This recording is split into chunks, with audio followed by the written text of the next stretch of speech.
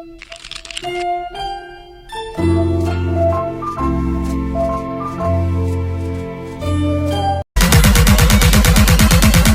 to the Base Face Network.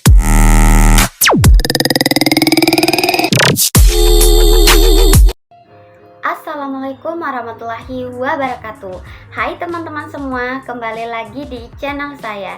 Jadi teman-teman, di sini saya akan menjelaskan mengenai analisis struktur dan semiotik.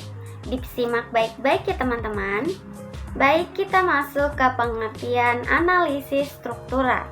Analisis struktural adalah suatu cara guna mengetahui secara teliti unsur apa saja yang ada dalam sebuah karya sastra. Hal itu sangat tepat guna meneliti dan mengungkapkan makna karya sastra melalui pembahasan unsur yang saling berkaitan antara unsur yang satu dengan unsur yang lain secara struktural. Pada dasarnya, analisis struktural melibatkan pemahaman terhadap struktural dan bagaimana struktural tersebut ini mempengaruhi fisik dan keamanan suatu objek atau sistem. Jadi maksudnya di sini adalah melalui analisis dapat dipastikan bahwa suatu objek atau sistem memiliki keamanan yang memadai. Baik, kita masuk ke tujuan analisis struktural. Jadi tujuan analisis struktural adalah membongkar dan memaparkan sedalam mungkin keterkaitan dan keterjalinan semua unsur dan aspek karya sastra yang bersama-sama menghasilkan makna secara menyeluruh. Karya sastra ini merupakan totalitas suatu keseluruhan yang bersifat artistik. Sebuah totalitas yang dapat terjadi dalam karya sastra mempunyai unsur-unsur yang saling berkaitan satu dengan yang lainnya secara erat dan saling menguntungkan. Baik, kita masuk ke penggunaan analisis struktural. Dalam analisis struktural terbagi menjadi dua, yaitu struktur fisik dan struktur batin. Untuk struktur fisik, yaitu yang pertama tipografi. Ini adalah tata letak penulisan dalam puisi yang mempengaruhi cara pembaca membaca dan memahami puisi. Kemudian yang kedua itu diksi. Diksi ini adalah pilihan kata yang tepat untuk menyatakan sesuatu dan mengungkapkan ide atau gagasan. Diksi ini memiliki kegunaan menggambarkan ide, menambah nilai estetika. Dari diksi ini menyatakan sesuatu yang mengungkapkan ide atau gagasan.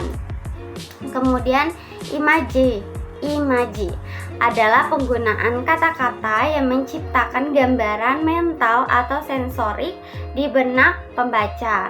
Kemudian majas atau gaya bahasa adalah gaya bahasa yang digunakan untuk menyampaikan makna dengan cara kiasan, ibarat atau perumpamaan. Kemudian kata konkret. Ini adalah kata-kata yang menggunakan objek atau benda yang nyata dan berfungsi dan dapat dirasakan oleh panca indera. Kemudian versifikasi adalah unsur yang berkaitan dengan keindahan dan struktur penyampaian puisi yang meliputi rima, ritme, dan matrum. Kemudian juga ada struktur batin. Ini adalah yang pertama itu tema. Ini merupakan pokok pikiran, dasar cerita, gagasan pokok atau inti yang ingin disampaikan oleh penyair melalui karya. Kedua itu rasa. Rasa ini merupakan sikap atau mengungkapkan emosional yang terhadap inti permasalahan yang berada dalam puisi. Kemudian nada. Ini adalah sikap penyair terhadap pembaca yang memiliki kaitan erat dengan tema dan rasa. Kemudian amanat. Amanat ini adalah pesan atau nilai moral yang ingin disampaikan oleh penyair kepada pembaca. Amanat ini juga bisa diperoleh baik secara tersurat maupun tersirat. Kemudian konsep struktur dan sistem dalam analisis struktural. Analisis struktural dalam karya sastra berfokus pada hubungan antara unsur-unsur dalam teks yang membentuk sebuah kesatuan yang bermakna. Konsep struktur mengacu pada unsur-unsur seperti tema, alur, karakter, latar, dan gaya bahasa yang saling berinteraksi untuk membangun pesan atau makna keseluruhan.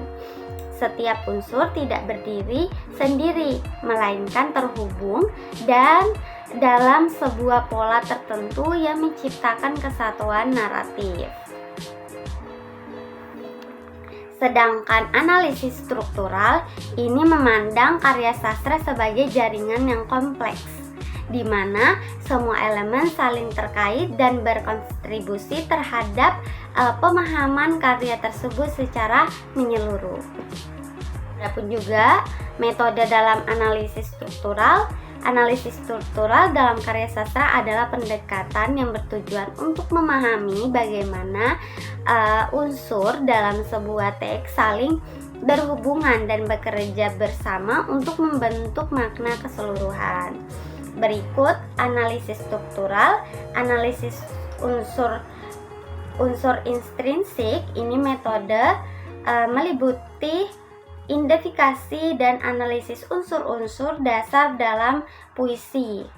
Dan yang kedua, analisis hubungan internal, fokus pada bagaimana elemen-elemen puisi seperti diksi, imaji, dan rima saling berhubungan untuk membentuk keseluruhan makna.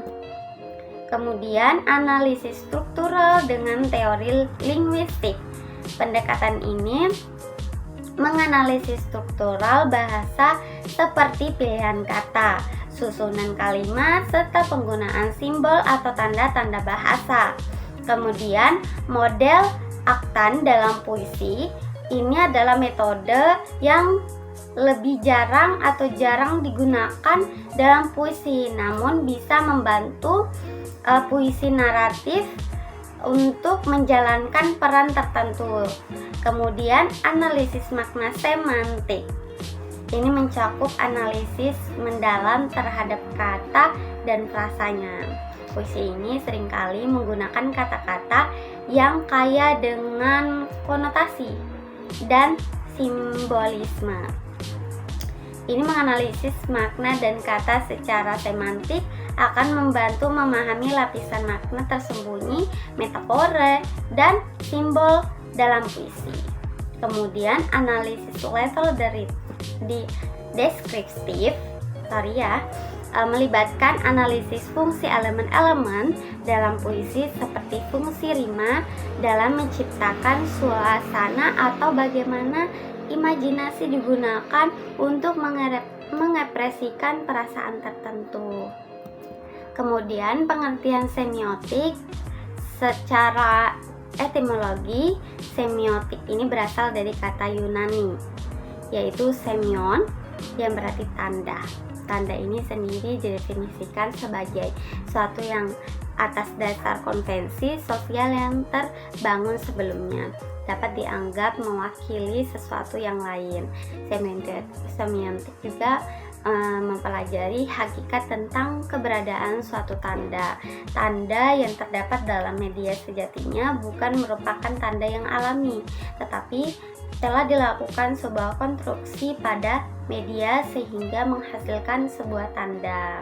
Nah, dari sistem tanda ini juga merupakan konsep semiotik, yaitu semiotika, bahasa-bahasa pada bidang linguistik.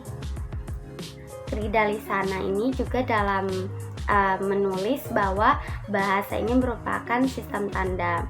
Bahasa selalu mempresentasikan sesuatu dari yang abstrak sampai yang konkret. Bahasa bisa menjadi tanda sesuatu yang abstrak, misalnya senang, sedih, marah, kesal, dan lain sebagainya. Di sisi lain ini, bahasa juga merupakan tanda-tanda dari benda-benda nyata, seperti halnya kata pohon yang berarti tumbuhan dengan batang dan daun kayu. kata meja yang berarti sebuah mebel atau perabotan yang memiliki perubahan dasar dan kaki-kaki sebagai penyangga. Kemudian relasi sinkronis dan diakronis. Ini sinkronis adalah pendekatan yang mempelajari bahasa pada suatu titik waktu tertentu. Kemudian diakronis adalah pendekatan yang mempelajari perubahan bahasa dari waktu ke waktu. Dalam pendekatan ini, penelitian menganalisis sejarah dan perkembangan bahasa dari masa lalu hingga saat ini. Kemudian analisis struktural semiotik ini merupakan pengembangan dari kajian struktural yang menitik beratkan proses analisis pada aspek intrinsik puisi. Model analisis struktural semiotik beranggapan bahwa karya sastra ini merupakan struktur kedatangan yang bermakna. Ini merupakan sistem tanda. Tanda dalam kajian semiotika ini bersifat universal karena berada di manapun. Nah, itu aja nih penjelasan saya mengenai analisis struktural dan semiotik.